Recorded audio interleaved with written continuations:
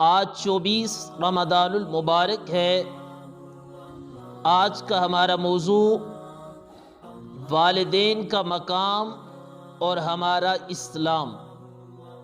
معزز و محتشم سامعین و ناظرین، اسلام نے والدین کو مقام و مرتبہ عطا فرمایا ہے۔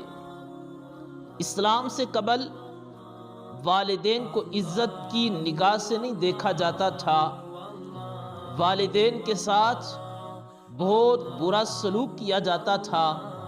اسلام سے قبل والدین کے ساتھ غلاموں سے بھی بدتر سلوک کیا جاتا تھا، لیکن جب اسلام آیا تو اسلام نے آتے ہی والدین کو مقام و مرتبہ عطا فرمایا۔ اب اسلام کے اندر والدین کو کتنی شان ملی، کتنا مقام ملا۔ ہمارے پیارے محبوب علیہ السلام کی خدمت میں ایک صحابی حاضر ہوئے، عرض کی محبوب میں جہاد کرنا چاہتا ہوں، لیکن میرے اندر اتنی طاقت نہیں کہ میں جہاد کر سکوں، لیکن میرے دل کے اندر اس بات کی بڑی تمنا ہے کہ میں جہاد کروں۔ میرے محبوب علیہ السلام نے ارشاد فرمایا، کیا آپ کے گھر میں آپ کے والدین ہیں؟ عرض کی محبوب میری والدہ گھر میں موجود ہیں، میرے والد کا انتقال ہو چکا ہے۔ ہمارے محبوب علیہ السلام نے ارشاد فرمایا کہ تم جہاد تو کرنا چاہتے ہو پر جسم میں طاقت نہیں کہ جہاد کر سکو، لیکن اگر گھر میں والدہ زندہ ہے میں تمہیں ایک طریقہ بتاتا ہوں، اس پر عمل کرو۔ گھر میں بیٹھے صرف جہاد نہیں، رب تمہیں اور بھی عبادتوں کا ثواب عطا فرمائے گا۔ عرض کی محبوب ارشاد فرمائیں، میرے محبوب علیہ السلام نے فرمایا گھر میں جاؤ، جا کر اپنی والدہ کی خدمت کرو۔ ادھر جہاد کرنا تھا، ادھر اپنی والدہ کی خدمت ہے۔ جب تک زندگی ہے اپنی ساری زندگی اپنی والدہ کی خدمت کرتے رہو۔ گھر میں خدمت کرنے پر رب ذوالجلال تمہیں حج کرنے کا ثواب عطا فرمائے گا۔ اب یہ ہے کہ اگر گھر میں جا کر ماں کی خدمت کی جائے تو میرے محبوب علیہ السلام نے فرمایا کہ گھر میں جا کر ماں کی خدمت کرو گے، اللہ تعالیٰ ماں کی خدمت کرنے پر تمہیں حج کا ثواب عطا فرمائے گا۔ پھر فرمایا ماں کی خدمت کرنے پر رب ذوالجلال تمہیں عمرہ کرنے کا ثواب عطا فرمائے گا۔ پھر فرمایا کہ ماں کی خدمت کرنے پر رب ذوالجلال تمہیں جہاد کرنے کا ثواب عطا فرمائے گا۔ اب یہ ہے ہمارا اسلام کہ گھر میں ہی اگر والدہ کی خدمت کی جائے، میرے محبوب علیہ السلام فرماتے ہیں ماں کی خدمت کے بدلے رب ذوالجلال گھر میں بیٹھے ہی حج کا ثواب بھی عطا فرماتا ہے، عمرے کا ثواب بھی عطا فرماتا ہے، اور رب ذوالجلال جہاد کرنے کا ثواب بھی عطا فرماتا ہے۔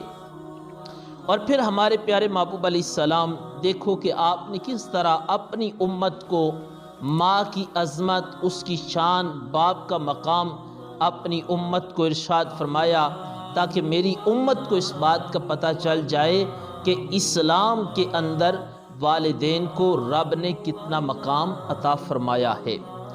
ہمارے محبوب علیہ السلام نے فرمایا کہ اگر کوئی شخص اپنے والدین کے چہرے کی زیارت کرتا ہے، اب وہ محبت، ذوق، شوق، عقیدت، ادب، احترام کے ساتھ اپنے والدین کے چہرے کی زیارت کرتا ہے، میرے محبوب علیہ السلام فرماتے ہیں رب ذوالجلال اس بندے کو مقبول حج کا ثواب عطا فرماتا ہے۔ ایک شخص نے عرض کی کہ محبوب اگر بندہ 100 مرتبہ زیارت کر لے کہ زیارت کرنے پر حج کا ثواب ملتا ہے، تو محبوب بندہ 100 مرتبہ زیارت کرے۔ میرے محبوب علیہ السلام نے فرمایا جو 100 مرتبہ زیارت کرے گا رب ذوالجلال اس کو 100 حج کا ثواب عطا فرمائے گا۔ پھر کسی نے عرض کی کہ محبوب اگر بندہ 360 مرتبہ ان کے چہرے کی زیارت کرتا ہے قربان جاؤں اسلام کے پیغام پر، اپنے محبوب علیہ السلام کے فرمان پر۔ میرے محبوب علیہ السلام نے فرمایا رب کی رحمت اس سے بھی بڑی وسیع ہے، فرمایا رب ذوالجلال اس سے بھی بڑھ کر اسے ثواب عطا فرمائے گا۔ محتشم سامعین و ناظرین، آج ہمیں بھی یہ سوچنا چاہیے کہ ہم کتنا اپنے والدین کا ادب و احترام کرتے ہیں۔ ہمارے اسلام نے یہاں تک مقام دیا، والدین کو مرتبہ دیا کہ میرے محبوب علیہ السلام نے فرمایا کہ جو جنت ہے یہ ماں کے قدموں کے نیچے ہے۔ اب جس جنت کے لیے انسان تڑپتا ترستا ہے، محنت کوشش کرتا ہے، بڑے بڑے کام اور بڑی بڑی عبادات کرتا ہے، میرے محبوب علیہ السلام نے فرمایا اسلام نے وہ جنت ماں کے قدموں کے نیچے رکھی ہے۔ اور پھر باپ کی شان کیا ہے؟